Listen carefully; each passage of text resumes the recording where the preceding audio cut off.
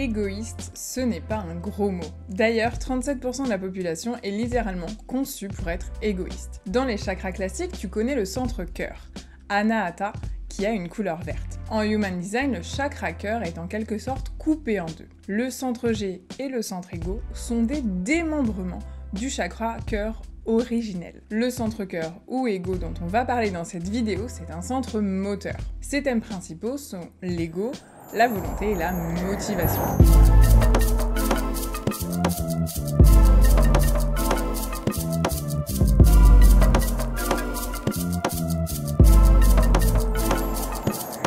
Le centre du cœur, également connu sous le nom de centre Ego, c'est donc le centre associé avec la volonté et le monde matériel. Le centre Ego joue un rôle très important dans la façon dont nous exprimons notre volonté de vivre au sein de la tribu et sur le plan matériel de l'existence. Ce centre est enraciné dans la communauté avec une connexion à la gorge et il cherche à parler, à agir pour la tribu avec son énergie de moteur, comme c'est le centre de la motivation. L'estime de soi et la confiance en soi sont aussi des thèmes importants de ce centre. Il parle de notre vision interne de la valeur, autant de nous que de la valeur des choses et la façon dont nous nous présentons aux autres. Il est important de se rappeler que nos valeurs et notre estime de nous sont des constructions de l'esprit, et que notre valeur n'a rien à voir avec un ensemble spécifique d'actions ou de ce que le non-soi pense être important. Car lorsque nous lâchons le blabla qui nous dit « je serai assez que lorsque je ne sais pas quoi »,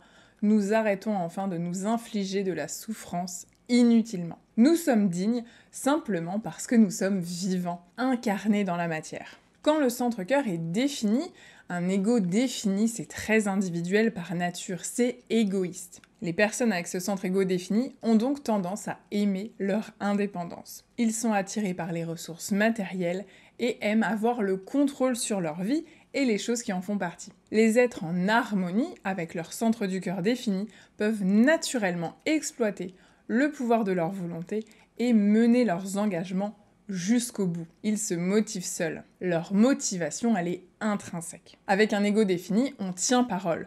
On fait ce qu'on a dit qu'on allait faire.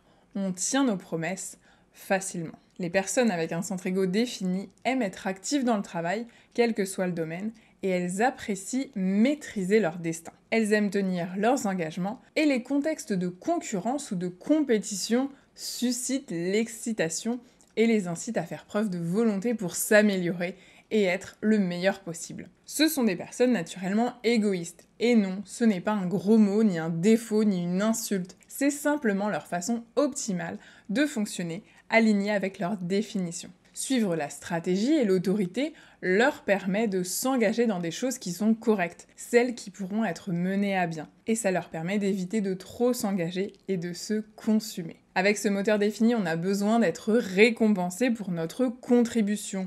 On n'aime pas travailler pour rien. Et je dis on parce que moi aussi j'ai le cœur défini. D'ailleurs, quand quelqu'un avec le cœur défini ne se sent pas apprécié à sa juste valeur, il se désengage complètement et perd toute motivation. Il est quasiment impossible de se reconnecter à la motivation une fois qu'elle est perdue. Et souvent, on préfère partir en quête d'autres opportunités où on se sentira valorisé et récompensé pour notre travail. L'ego défini a aussi tendance à être un petit peu trop exigeant, parce qu'il peut placer des attentes irréalistes sur ceux qui n'ont pas le cœur défini. Comme souvent quand on est capable de quelque chose, on a l'impression que tout le monde l'est aussi, donc on l'attend aussi des autres. C'est là que connaître le Human Design de son entourage est capital pour que les relations soient plus harmonieuses. Quand ce centre défini s'exprime dans son expression haute vibration, nous avons une représentation saine de notre propre valeur. Nous sommes capables de nous engager et de nous tenir à nos engagements. Quand ce centre est défini, mais qu'il s'exprime dans son expression basse vibration ou dans son non-soi, nous exigeons des autres ce dont nous sommes capables nous-mêmes. Nous sommes compétitifs à l'excès, nous forçons nous-mêmes et les autres. Quand le centre cœur est non défini, les personnes avec un centre cœur non défini sont là pour apprendre à apprécier ce qui existe maintenant. Le besoin d'être meilleur, plus beau, plus riche, plus rapide ou d'avoir plus de succès met une pression incroyable sur la forme, sur le corps physique et finit par conduire ces personnes à se surmener en tendant littéralement les muscles du cœur. C'est complètement contre-productif et littéralement dangereux pour leur santé. Le centre ego peut être conditionné à faire plus que nécessaire pour être accepté par la société. Mais sans accès permanent à leur volonté, les personnes qui ont ce centre non défini s'engagent trop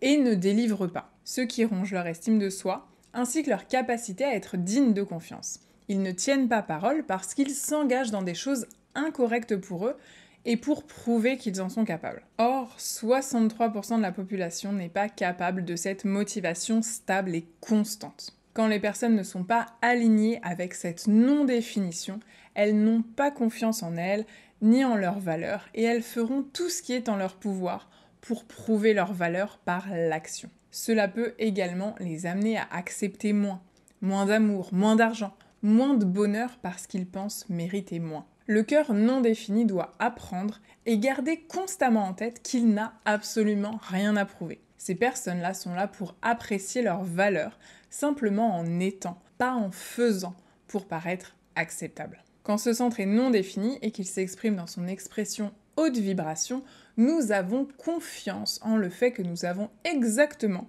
la quantité nécessaire de motivation pour accomplir tout ce que nous sommes censés accomplir. Nous honorons tout autant les moments où nous n'en avons aucune et nous n'avons pas besoin de savoir ce que nous voulons en tout temps. A l'inverse, quand ce centre est non défini mais qu'il s'exprime dans son expression basse vibration ou dans son non-soi, nous essayons sans cesse de prouver notre valeur. Nous nous sous-estimons, nous forçons notre motivation jusqu'à l'épuisement. Et alors, quand le centre-cœur est complètement ouvert, quand il est non défini, et qu'en plus il n'a aucune porte active dans ce centre. Un centre-cœur complètement ouvert, c'est la générosité absolue. Donc attention à ce qu'on n'en abuse pas. Mes petits tips pour vivre en harmonie avec son ego. Attention aux choses dans lesquelles on s'engage. Suivre sa stratégie et son autorité est décisif, comme toujours, pour ne pas s'engager à tort et à travers, car l'ego défini ou non, quand il s'engage dans des choses incorrectes, ce n'est pas sain et ce n'est pas bon pour nos petits cœurs. Dis-moi en commentaire si ton centre-cœur est défini ou non et si tu te reconnais dans ce que je viens de décrire. Pense à liker et à t'abonner et je te dis à très vite dans une prochaine vidéo.